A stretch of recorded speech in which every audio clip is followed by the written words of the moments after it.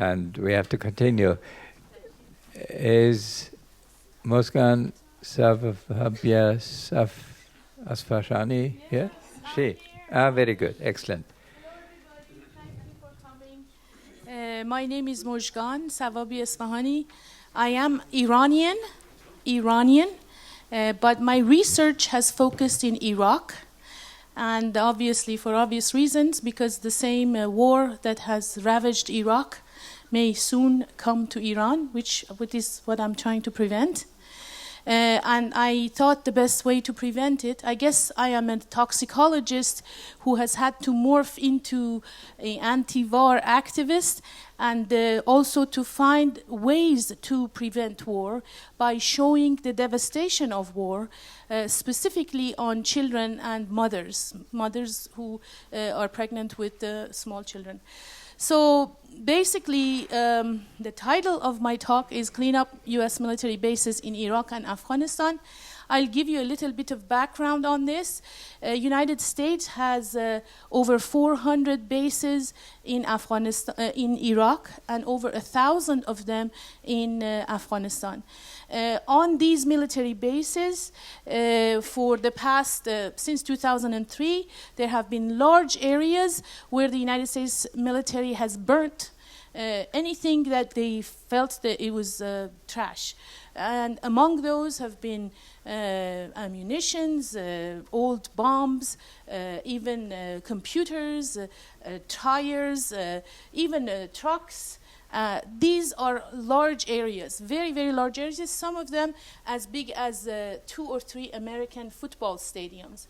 So very large areas scattered across Iraq and Afghanistan where they burnt a lot of trash for years, for a very long time, 24 hours a day, for a long, long time. And I have a map that will show you the, let me see. Well, my map is not there. Let me go to the map. So this is the map of Iraq, and these dots indicate only a handful of American military bases on which you have these burn pits, which are a major source of pollution because for decades they have been burning trash on them, and now you have this dust, smoky dust or burnt material that is in large areas, and it has a chance to become airborne and travel everywhere and get into people's systems and also even leave Iraq, go to Iran, for example. So basically, these are the cities that we've done studies in, Basra, Nasiriyah recently, and Fallujah and Hawija. The study we did as toxicologists is we looked at health of children and their mothers because a lot of doctors in Iraq were reporting increases in birth defects and cancers. And I contacted some of them who were very seriously concerned about birth defects. And we looked at population in these cities. And we have shown that, yes, there has been an increase in birth defects. And there is also a very large contamination of the public with metals like lead, mercury, and titanium, which have all been linked to birth defects. Actually, the titanium piece of information came out only last year. We saw titanium in children's hair samples, but we couldn't figure out how could that lend itself to birth defects. A year after, a group of scientists who did epidemiological research in China, they showed that titanium is linked to birth defects. So basically, all of this amounts to the fact that pollution of war has created a public health emergency in Iraq. By the fact that millions of bombs have been dropped there, one estimate is that only in 2015, the United States dropped over 23,000 bombs in Iraq and Syria. This is a large number. There is another very scary statistics where for every person killed in Iraq or Afghanistan, 250,000 bullets were used. So these are very staggering numbers. And also on top of the fact that the metals we see in the bodies of the children have been used in building of these bombs and bullets, and they've been dumped on their heads. So it's a clear indication that war is a bad thing, especially for children. So let me go back to this. I want to acknowledge my collaborator. This is Dr. Fallah Al-Hamedani, who is working as a pediatrician in Nasiriyah, Iraq. He is the last person who I've been working with. I've worked with other people in Iraq, but basically this is his staff. And he tells me that in his hospital, they see approximately 30 to 60, some months more, some months, children born with birth defects, whereas a normal, normal sort of rate would be maybe 1 or 2 every maybe 6 months before the war.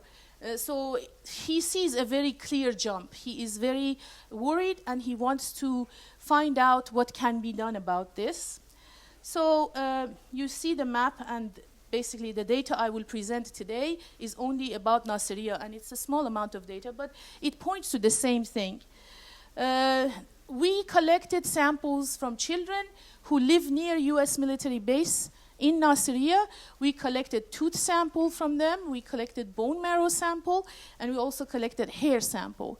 What it all amounts to is that we're trying to document exposure of children to war-related pollutants. And from there on, we can justify action to prevent this exposure. So this one here, it's basically just showing you that these are population in the United States. This is the study we did in Nasiriyah. It's showing you that the amount of lead in tooth samples of children in Nasiriyah is 3 times more than children in 3 pockets in the United States. 3 different locations in the United States. So that is a huge increase in the amount. There should be no lead in any child's tooth. Lead is a very toxic compound. No amount of it is okay by any means. So in the United States also children are exposed, but in Iraq multiple times more. So from here on, actually, let me go back, because we sampled 20 children. I'm sorry about that. I was going to alert you, but it was in Nasiriyah, we sampled 20 children, most of whom by now are dead, who gave us bone marrows and hair samples, and we sampled 50 children. They donated their deciduous teeth to us. So from here on, I don't have the data for bone marrows. It's being generated right now at Mount Sinai Hospital in New York City. And hopefully once we have it, I will bring it to you next year. But the equipment failure at the university caused a delay. I was hoping that I can get that data and bring it.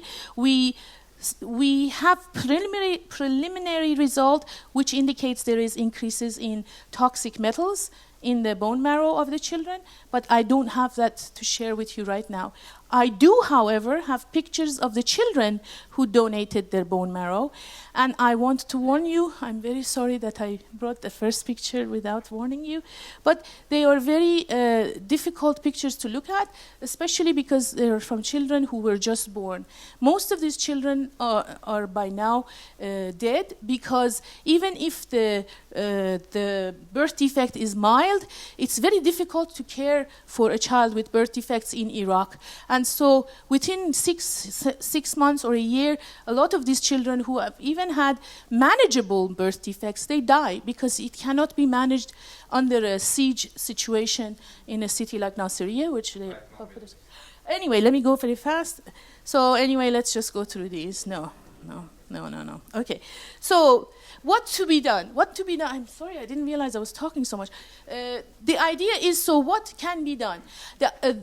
My feelings are that we can put the blame where it should go.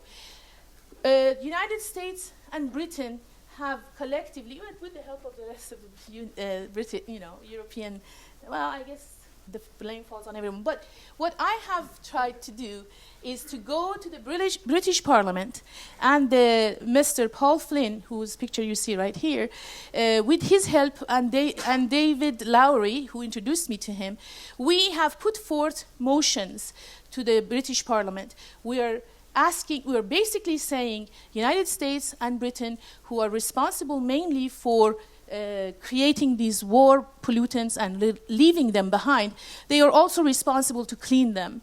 And I will show you this.